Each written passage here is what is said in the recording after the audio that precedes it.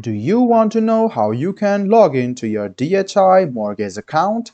If yes, then this video is specially for you. Hello and welcome to How to Log In. It's your host back again with yet another interesting tutorial video.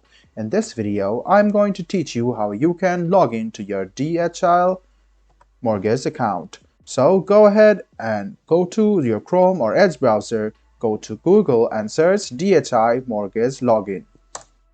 Now click on the first link which appears on your screen.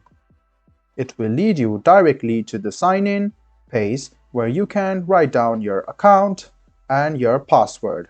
After that, click on sign in and then you will successfully sign in to your DHI mortgage account. And if you are having trouble in signing in, click on this link over here, write down your email, and then a mail will be sent by DHI Mortgage to verify that it's you, and then you can reset the password quite easily.